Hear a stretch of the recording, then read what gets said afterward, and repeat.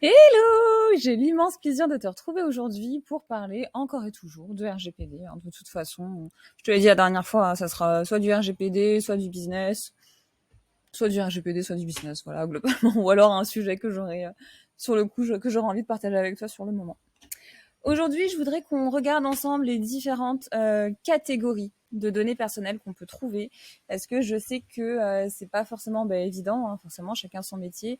Il faut pas me demander de faire une opération à cœur ouvert sur quelqu'un, sauf si vraiment je suis le dernier recours. Hein. mais sinon, il faut pas me demander ça. Et donc du coup, aujourd'hui, je vais t'expliquer tranquillement, dans la joie et dans la bonne humeur, les différentes catégories de données personnelles qu'on peut trouver. Tu sais, je te dis souvent que la conformité RGPD, c'est ni plus ni moins qu'une série de questions qui te permettent de t'aider à ranger ton cerveau. Ben là, c'est ce qu'on va faire aujourd'hui. Et pour bien savoir quelles sont les différentes données que tu utilises, c'est bien de les catégoriser. Tu te souviens, je t'ai parlé de la vidéo sur la méthodologie de travail, donc centraliser, catégoriser, préciser. Et je te parlais aussi évidemment de l'audit et du registre de traitement. Et ben, si tu combines ces trois vidéos, tu feras quelque chose d'intelligent pour ta conformité RGPD. Allez, on est parti. Première étape, la première typologie de données, c'est l'état civil, les données d'identification d'un humain. Donc, de manière générale, c'est ton nom, ton prénom, ta carte d'identité, ton passeport, ton numéro AGDREF, ton numéro consulaire, etc., etc. Ensuite, la deuxième catégorie, c'est la vie personnelle. Tes habitudes de vie, ta situation familiale, comment ta composition familiale, etc., etc. Ensuite, tu vas avoir les données qui concernent ta vie professionnelle. Ton CV, tes expériences professionnelles, tes expériences scolaires, est-ce que tes certificats de travail, tes lettres de recommandation. Euh... Ouais, je pense que c'est pas trop mal pour l'instant en guise d'exemple. La troisième, non, la quatrième, c'est les informations d'ordre économique et financier. Donc tout ce qui est sur ta situation fiscale, ta situation financière, tes revenus.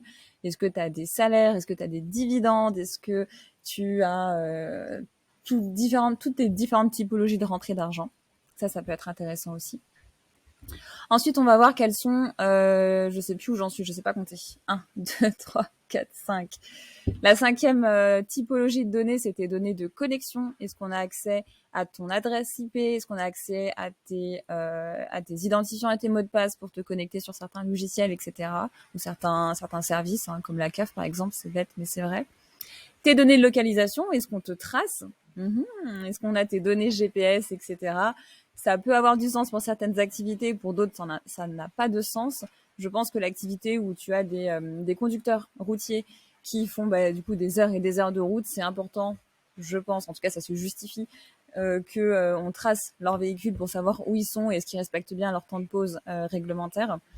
Mais évidemment, tout ça, ça s'encadre. Hein. Tu fais pas ça pour vérifier si tes salariés travaillent bien quand ils font des jobs de bureau, par exemple. Je pense pas qu'il y ait beaucoup de sens pour certains types d'activités. Ensuite, on a tes coordonnées bancaires. Ensuite, on a tes coordonnées relevant de l'origine raciale ou ethnique. Alors ça, en général, ça fait très très souvent flipper mes clients parce que tu dis oui, ben non, je ne collecte pas les données concernant l'origine raciale ou ethnique parce que tu n'en as pas envie, tu n'en as pas besoin, etc. Je suis d'accord.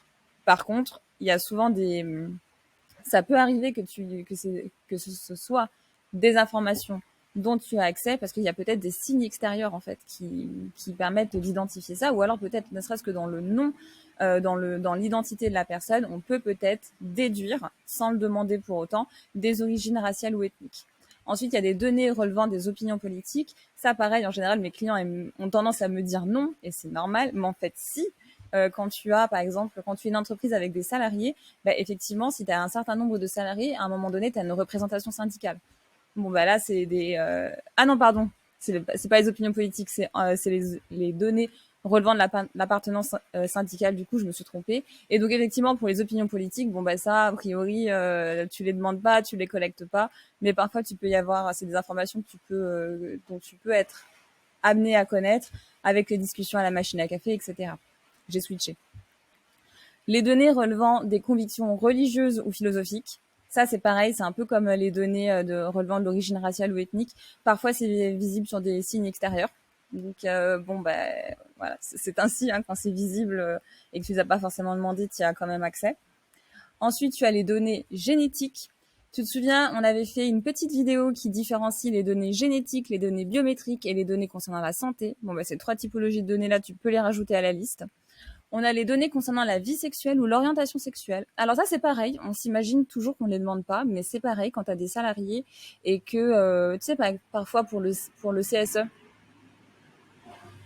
désolé, il y a une voiture et je tourne en extérieur. Pour le CSE, des fois, tu demandes pour avoir des droits de réduction sur certaines, je sais pas, certaines prestations, certains concerts, certains théâtres, etc. On te demande si tu as un conjoint ou une conjointe et en général, on te demande la dénomination de cette personne, enfin son titre, son identité civile, son état civil. Donc, tu peux en déduire que si son conjoint, bah, il est de même sexe ou pas de même sexe, tu peux en déduire des informations, même si tu les demandes pas pour ce but-là. À la base, on est d'accord. Il n'y a pas de souci. Ensuite, les données relatives à des condamnations pénales ou des infractions, bon, bah, ça, en général, pour certaines activités, on demande le casier judiciaire. Je crois que c'est le numéro 3. Donc, bon, bah, là, c'est cadeau. Tu as accès à ces données-là. Et après, il y a aussi notamment les données concernant le numéro d'identification nationale unique, qui s'appelle le NIR, de son petit nom, le numéro de sécurité sociale. Et ce numéro de sécurité sociale-là, sache qu'il a tout un régime. Il a tout un nombre de règles spécifiques concernant sa protection particulière. Donc voilà, avec cette vidéo-là, on a couvert globalement les grandes typologies de catégories de données à caractère personnel que tu peux avoir dans ton activité.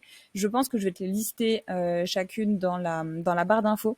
Et comme ça te permettra de les revoir visuellement à tête reposée. J'espère que cette vidéo t'a plu. Si tu souhaites quoi? Bon allez, aujourd'hui, si tu souhaites, j'ai créé un petit quiz qui te permet de tester tes connaissances en conformité RGPD, tester tes connaissances sur le RGPD. Et en fait, c'est un quiz qui reprend chacun des articles du RGPD. Et pour chaque article chacun des chapitres du RGPD. Et tu auras un certain nombre de questions pour chacun des articles de chaque chapitre du RGPD. Voilà. Normalement, c'est bon. J'espère que ce petit produit, cette petite pépite pourra t'intéresser si tu es soit une DPO, soit une RSSI, ou un DPO ou un RSSI, ou si tu es un étudiant qui cherche à vérifier et à maîtriser tes connaissances du RGPD pour préparer tes examens. Peu importe qui tu es, peu importe quelle catégorie d'humain tu es, si jamais tu veux vérifier tes connaissances avec le RGPD, j'ai créé un petit quiz pour toi. Il est sur mon site internet et mon site internet c'est madamergpd.com. Voilà, je te souhaite une belle journée. À très vite. Bisous.